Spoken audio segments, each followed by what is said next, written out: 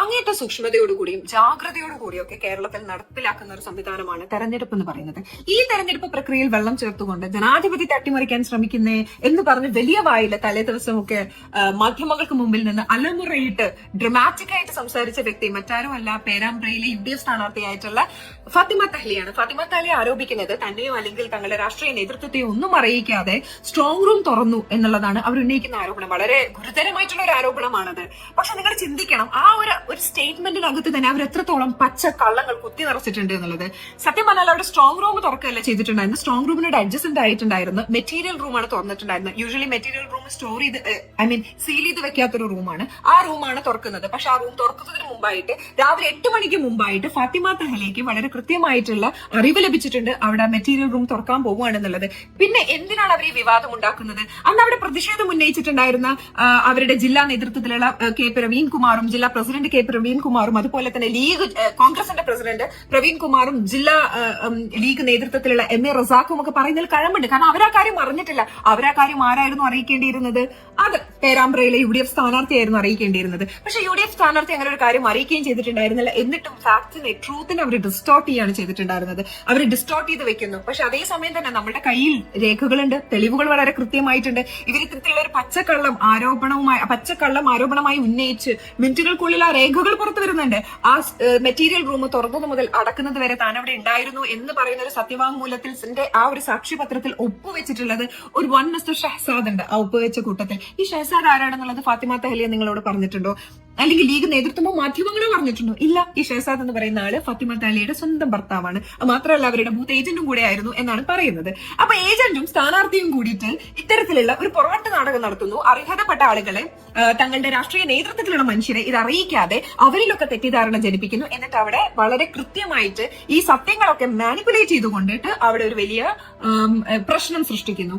ഇതൊക്കെ കൃത്യമായിട്ടും ഒരു നാർസിസിസ്റ്റിന്റെ അടയാളങ്ങളാണ്. അത്തരത്തിലുള്ള ഒരു വ്യക്തി കൂടിയാണ് Fathima Thahliya. Attention seeking syndrome എന്ന് പറയുന്ന സാധനം തലയിൽ കയറിയിട്ടുള്ള ഒരാളാണ്. കൃത്യമായിട്ട് എവിടെയും വിവാദങ്ങൾ കൊണ്ടുവരിക, ആ വിവാദങ്ങൾ ഉപയോഗിച്ച് താൻ വളരാൻ ശ്രമിക്കുക, ഇതൊക്കെയാണ് അവർ നിരന്തരമായിട്ട് ചെയ്തുകൊണ്ടിരുന്നത്. അതിന് കൃത്യമായിട്ടുള്ള ഒരു ഉദാഹരണമാണ് നമുക്ക് എല്ലാവർക്കും അറിയാം. ഹരിതയിലെ പെൺകുട്ടികൾ ഒരു സെക്ഷൽ അലിഗേഷൻ ആരോപണവുമായിട്ട് PK നവാസിനെതിരെ വന്നിട്ടുണ്ടായിരുന്നു.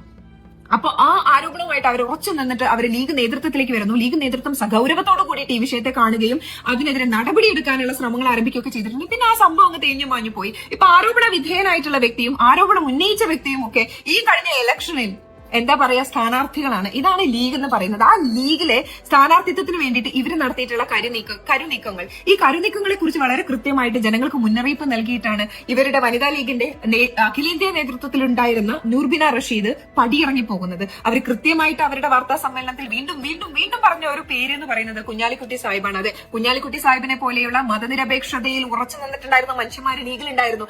ആ മനുഷ്യരെയൊക്കെ നിശബ്ദരാക്കിക്കൊണ്ടാണ് ഇത്തരത്തിൽ കമ്മ്യൂണൽ ഡിവൈഡ് കൊണ്ടുവരുന്നത്. അങ്ങേയറ്റം വിവാദങ്ങൾ മാത്രം സൃഷ്ടിക്കാൻ വേണ്ടിയിട്ട് രാഷ്ട്രീയത്തിൽ നിലനിന്ന് ആ വിവാദങ്ങളിലൂടെ വളർന്നു കയറിക്കൊണ്ട് ആ കുപ്രസിദ്ധിയിലൂടെ വളർന്നു കയറാൻ വേണ്ടിയിട്ട് നിരന്തരം ശ്രമിച്ചുകൊണ്ടിരിക്കുന്ന ഫാത്തിമ തഹ്ലിയെ പോലെയുള്ള ആളുകൾ ലീഗിൽ നിലനിന്ന് പോകുന്നത്. അതെ, ഫാത്തിമ തഹ്ലിയുടെ സ്ഥാനാർത്ഥിത്വം എന്ന് പറയുന്നത് അപ്രതീക്ഷിതമായി വന്നിട്ടുള്ള ഒന്നല്ല. വളരെ കൃത്യമായിട്ട് ബാർഗെയിൻ ചെയ്ത് സ്വന്തം നമ്മളുടെ ഒരു ഇന്റഗ്രിറ്റി നമ്മൾ മാറ്റിവെച്ചുകൊണ്ട് തന്നെ നമ്മളൊരു സെക്ഷൽ അലിഗേഷൻ ഒക്കെ എന്ന് പറയുന്നത് ഒരു സെറ്റിൽമെന്റ് ആവുകയാണെന്നുണ്ടെങ്കിൽ, അമിക്കബിൾ സെറ്റിൽമെന്റിലേക്ക് അത് എത്തുകയാണെന്നുണ്ടെങ്കിൽ അവിടെ വളരെ കൃത്യമായിട്ട് നമ്മൾ പണയം വെക്കുന്നത് നമ്മുടെ ഇന്റഗ്രിറ്റിയാണ്. നിങ്ങളൊരു ആരോപണമായി മുന്നോട്ട് പോവുകയാണെന്നുണ്ടെങ്കിൽ എൻറ്റയർ എന്താ പറയാ നേതൃത്വവും അതുപോലെ തന്നെ ഇവിടെയുള്ള ജനാധിപത്യ കാംക്ഷികളായിട്ടുള്ള മനുഷ്യന്മാരും സ്ത്രീകളും ഒക്കെ നിങ്ങളുടെ കൂടെ ഉണ്ടാവുമായിരുന്നു. പക്ഷെ ആരോപണങ്ങൾ എവിടെ പോയി അവസാനിച്ചു? അതിനെതിരെ എന്ത് നടപടിയാണ് ഉണ്ടായിട്ടുള്ളത്? ഒന്നും ഉണ്ടായിട്ടില്ല. പക്ഷെ നമ്മളൊക്കെ സ്ഥാനാർത്ഥിയായി നമ്മളൊക്കെ അധികാര കസേരകളിലേക്ക് എത്താനുള്ള കുറുക്ക് വഴിയായിട്ട് അതിനെ കാണുകയാണെന്നുണ്ടെങ്കിൽ അതിന്റെ ഒരു മൂർത്തിമത് ഭാവമായിട്ട് നമുക്ക് പറയാൻ പറ്റുന്ന ഒരു വ്യക്തിയാണ് ഫാത്തിമ തഹ്ലിയ. അപ്പോ ഫാത്തിമ തഹ്ലിയ നേരത്തെ ഒരു വീഡിയോക്കകത്ത് പറഞ്ഞിട്ടുണ്ടായിരുന്നു, സഖാവ് സ്വരാജിനെ സംഘാവ് എന്ന് വിളിച്ചത് ഒട്ടും പേഴ്സണൽ ആയിട്ടുള്ള കാര്യം, അതൊരു പൊളിറ്റിക്കൽ സ്റ്റേറ്റ്മെന്റ് ആണ്. അതൊരു പൊളിറ്റിക്കൽ സ്റ്റേറ്റ്മെന്റ് ആയിട്ട് നിങ്ങൾക്കാണ് ചേരാൻ പോകുന്നത്. കാരണം നിങ്ങളാണ് പേരാമ്പ്രയ്ക്കകത്ത് കമ്മ്യൂണൽ ഡിവൈഡ് കൊണ്ടുവന്നിട്ടുണ്ടായിരുന്നത്. ആ രീതിയിൽ ഒരു ജനങ്ങളെ ഭിന്നിപ്പിക്കാൻ നിങ്ങളാണ് ശ്രമിച്ചിട്ടുണ്ടായിരുന്നത്. നിങ്ങളുടെ സ്ഥാനാർത്ഥിത്വത്തിന് ശേഷം അതിന്റെ തിക്തഫലങ്ങൾ ഇപ്പൊ പേരാമ്പ്രയിലെ ജനങ്ങൾ അനുഭവിച്ചുകൊണ്ടിരിക്കുകയാണ്. അപ്പൊ ഒരിക്കലും സംഘാവ് എന്നുള്ള പേര് സഖാവ് സ്വരാജിന് ചേരില്ല. മറിച്ച് നിങ്ങൾക്ക് ഇഷ്ടമുള്ള വേറെ എന്തെങ്കിലും പല പേരുകൾ ഇപ്പോ ഫേസ്ബുക്കിലും സോഷ്യൽ മീഡിയക്കകത്തൊക്കെ നിറഞ്ഞു നിൽക്കുന്നുണ്ട് ഫാത്തിമ തഹ്ലിയെ കുറിച്ച്. പക്ഷെ ഒരു സ്ത്രീ എന്ന നിലയിൽ ഞാൻ ആ പേരുകളൊന്നും പറയുന്നില്ല, അത്തരത്തിലുള്ള ആരോപണങ്ങൾ ഉന്നയിക്കുന്നില്ല. കാരണം ഞാൻ ഇപ്പോഴും ഈ ജനാധിപത്യ വ്യവസ്ഥിതിയിൽ ഞാൻ വിശ്വസിക്കുന്നുണ്ട്. അങ്ങേയറ്റം ഡെമോക്രാറ്റിക് ആയിട്ട് തന്നെ വളരെ കൃത്യമായിട്ട് തന്നെ പൊളിറ്റിക്സ് ഇവിടെ ഇന്ന് പറയണമെന്ന് എനിക്ക് ആഗ്രഹമുണ്ട്. അതുകൊണ്ട് മാത്രം ഞാൻ ആ പേരുകൾ നിങ്ങൾ ഉപയോഗിക്കേണ്ടുന്ന യഥാർത്ഥ പേരുകൾ ഞാൻ ഇവിടെ മുന്നോട്ടേക്ക് വെക്കുന്നില്ല. അപ്പൊ ശരി. ഒരല്പം അറ്റൻഷൻ സീക്കിംഗ് സിൻഡ്രോം കുറച്ചു കഴിഞ്ഞാൽ നിങ്ങൾക്ക് എന്തെങ്കിലും ഭാവി ഉണ്ട് രാഷ്ട്രീയത്തിൽ എന്നുള്ളത് നിങ്ങൾ മനസ്സിലാക്കുക. ഇതുകൊണ്ടൊന്നും നിലനിൽക്കാൻ പറ്റില്ല. പ്രവൃത്തിയിലൂടെ കാണിക്കണം നിങ്ങളൊരു രാഷ്ട്രീയക്കാരിയാണ് അല്ലെങ്കിൽ സാമൂഹ്യ പ്രവർത്തകയാണ് എന്നുള്ളത്. അല്ലാതെ വിവാദങ്ങൾ ഇങ്ങനെ വെറും എന്താ പറയാ ശൂന്യതയിൽ നിന്ന് വിവാദങ്ങൾ സൃഷ്ടിച്ചുകൊണ്ടല്ല രാഷ്ട്രീയ മണ്ഡലത്തിൽ നിറഞ്ഞു നിൽക്കേണ്ടതെന്ന് ഒരിക്കൽ കൂടെ ഓർമ്മിപ്പിക്കുകയാണ് ഫാത്തിമ താലിയെ. നന്ദി, നമസ്കാരം.